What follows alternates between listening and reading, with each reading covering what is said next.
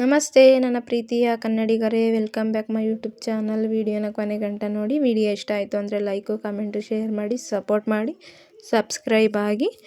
ಮಂಗಳವಾರದ blog ಇದು. ಬೆಳಗ್ಗೆ ಎದ್ದು ನೈಟ್ ಸಾಂಬಾರಿತ್ತು, ರೈಸ್ ಮಾಡ್ಕೊತಾ ಇದ್ದೆ. ಇವತ್ತು ಎದ್ದೇಳೋದೇ ಯಾಕೋ ಬೇಜಾರಲ್ಲೇ ಎದ್ದೆ, ಎದ್ದೇಳೋಕ್ಕೆ ಮನಸ್ಸಿರಲಿಲ್ಲ.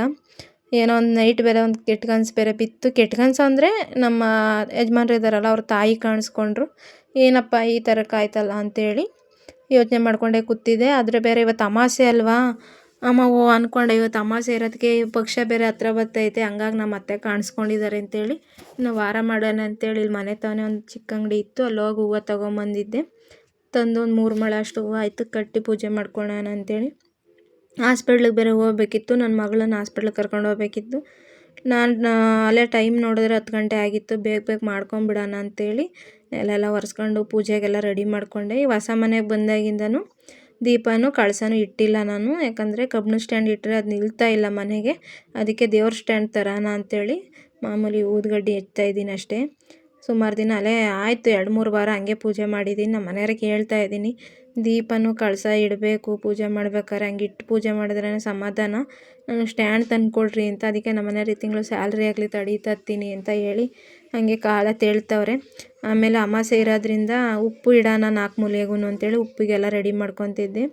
ದೃಷ್ಟಿ ತೆಗೆದು ಇಡೋಣ ಅಂತೇಳಿ, ಏನಾರು ಕೆಟ್ಟ ಎನರ್ಜಿ ಇದ್ದರೆ ಇದಾಗುತ್ತೆ ಅಂತ ಹೇಳ್ತಾರೆ. ನಾನು ಆ ಮನೇಲಿ ಇದೇ ಪಾಲಿಸ್ಕೊಂಬರ್ತಾಯಿದ್ದೆ, ಹಂಗಾಗಿ ಇಲ್ಲೂ ಅದೇ ಕಂಟಿನ್ಯೂ ಮಾಡ್ತಾಯಿದ್ದೀನಿ. ಅದಕ್ಕೆಲ್ಲ ಪೂಜೆಗೆ ರೆಡಿ ಮಾಡ್ಕೊತಾ ಇದ್ದೆ.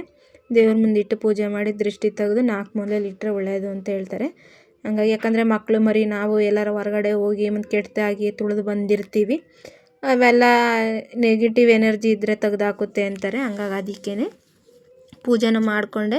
ಪೂಜೆ ಆಗೋಷ್ಟೊತ್ತಿಗೆ 11:30 ಆಗ್ತಾ ಬಂತು. ನಾಷ್ಟ ಮಾಡಬೇಕಿತ್ತು. ಪೂಜೆಗೆ ಇದನ್ನು ಇಟ್ಟು ಉಪ್ಪನ್ನು ಇಟ್ಟು ಪೂಜೆ ಮಾಡ್ತಾಯಿದ್ದೀನಿ ನೋಡಿ. ಉಪ್ಪು ಎಲ್ಲ ಇಟ್ಟು ಪೂಜೆ ಮಾಡಿದೆ. ನಾಷ್ಟನೂ ಮಾಡ್ಕೋಬೇಕು, ತುಂಬಾ ಹೊಟ್ಟೆ ಹಸಿತಾ ಇತ್ತು. ರೆಡಿ ಆಗೋಣ ಅಂತೇಳಿ ಅಲ್ಲೇ ಟೈಮ್ ಆಗಿತ್ತು 11:30. ಹಾಸ್ಪಿಟ್ಲಿಗೆ ಬೇರೆ ಹೋಗ್ಬೇಕಿತ್ತು. ಇಲ್ಲಿ ನಮ್ಮ ಏರಿಯಾದಲ್ಲಿ ಏನೋ ಮೋರಿ ಮಾಡ್ತಾಯಿದ್ದಾರೆ ಅಂದ್ಬಿಟ್ಟು ಬಸ್ಸು ಸ್ಟಾಪ್ ಮಾಡಿದ್ದಾರೆ. ಬಸ್ಸು ವೆಯ್ಟ್ ಮಾಡೋಕ್ಕಾಗಲ್ಲ, ಆಟೋನೇ ಬುಕ್ ಮಾಡ್ಕೊಂಡು ಹೋಗಬೇಕು. ನನ್ನ ಮಗಳು ಆಟೋ ಬುಕ್ ಮಾಡಿದ್ಲು, ಅಷ್ಟೊತ್ತಿಗೆ ಬರುತ್ತೆ ಅಂತೇಳಿ ರೆಡಿ ಆಗ್ತಾಯಿದ್ದೆ. ನಾನು ರೆಡಿಯಾಗಿ ಹಾಸ್ಪಿಟ್ಲಿಗೆ ಹೋಗ್ಬೇಕಲ್ವ, ಅವಳು ಕರ್ಕೊಂಡೋಗಿ ತೋರಿಸ್ಬೇಕು. ಯಾಕೋ ಕೋಲ್ಡ್ ಆದಂಗೆ ಆಗ್ಬಿಟ್ಟೈತೆ, ಹುಷಾರಿಲ್ಲ, ತಲೆನೋವು ಅಂತಿದ್ಲು. ಅವಳು ನಾನು ಹೊರಟು ಹಾಸ್ಪಿಟ್ಲಿಗೆ. ಆಟೋನು ಅದೇ ಟೈಮಿಗೆ ಬಂತು, ಆಟೋ ಬುಕ್ ಮಾಡಿದ್ಲು ಅವಳೇನೆ. ಆಟೋನು ಬಂತು, ಹೊರಟು ಹಾಸ್ಪಿಟ್ಲಲ್ಲಿ ಹೋದರೆ ಡಾಕ್ಟ್ರ್ ಇರಲಿಲ್ಲ. ಆಮೇಲೆ ಬೇರೆ ಪ್ರೈವೇಟ್ಗೆ ಹೋಗಿ ತೋರಿಸ್ಕೊಂಬಂದು ಸಂಜೆ ಕಾಫಿ ಮಾಡ್ಕೊಂಡು ಕುಡಿದು ಮನೆಗಿದ್ದು ಬಂದು ಕಾಫಿ ಮಾಡ್ಕೊಂಡು ಕುಡಿದು ಇನ್ನು ಸಂಜೆ ಏನಾರು ಸಾಂಬಾರು ಮಾಡೋಣ ಅಂತೇಳಿ ಮೂಲಂಗಿ ಸಾರು ಮಾಡೋಣ. ಅವಳಿಗೆ ಒಂಥರ ಓವರ್ ಹೀಟ್ ಥರ ಆಗ್ಬಿಟ್ಟು ಮೂಗು ಕಣ್ಣು ಎಲ್ಲ ಉರಿ ಅಂತೇಳಿ, ಅದಕ್ಕೆ ಹೆಸ್ರು ಬೇಳೆಗೆ ನೆನೆ ಕೋಸಂಬರಿ ಮಾಡಿಕೊಡೋಣ ಅಂತೇಳಿ ಡಾಕ್ಟ್ರು ಕೊಟ್ಟು ಟ್ಯಾಬ್ಲೆಟು ತೊಗೊಂಡು ರೆಸ್ಟ್ ಮಾಡಿದ್ಲು.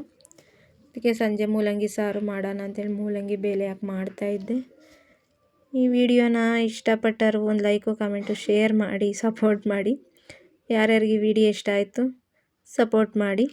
ಹಂಗೆ ಮೂಲಂಗಿ ಸಾರಿಗೂ ರೆಡಿ ಮಾಡ್ಕೊತಾ ಇದ್ದೆ. ಮೂಲಂಗಿ ಸಾರು ಮತ್ತು ಅನ್ನ ಮಾಡ್ಕೊಂಡು ಕೋಸಂಬರಿ ಮಾಡಿಕೊಂಡ್ರೆ ಹಪ್ಳ ಹಾಕೋಣ ಅಂದ್ಕೊಂಡೆ. ಎಣ್ಣೆ ಪದಾರ್ಥ ಕೆಮ್ಮು ಅಂದ್ಬಿಟ್ಟು ಹಪ್ಳ ಏನು ಬೇಡ ಅಂತೇಳಿ ಕೋಸಂಬರಿ ಮಾಡಿದ್ದೀನಿ ಸಾಂಬಾರಿಗೆ. ನಮ್ಮ ಮನೆಯವ್ರಿಗೆ ಹೇಳಿದೆ, ಏನಾರು ಸೈಡ್ಸಿಗೆ ಏನಾರು ಬೇಕಾದರೆ ಹೊರಗಡೆ ತಂದ್ಕೊ ನೀನು ಅಂತ ಹೇಳಿದೆ. ಇವತ್ತಿನ ಬ್ಲಾಗ್ ಈ ಥರ ಇತ್ತು. ಈ ವಿಡಿಯೋ ಯಾರ್ಯಾರಿಗೆ ಇಷ್ಟ ಆಯಿತು ಲೈಕು, ಕಮೆಂಟು, ಶೇರ್ ಮಾಡಿ, ಸಪೋರ್ಟ್ ಮಾಡಿ. ನಮ್ಮನ್ನು ಬೆಳೆಸಿ. ಸಿಗುವ ನಾಳೆ. ಟಾಟಾ, ಬಾಯ್ ಬಾಯ್.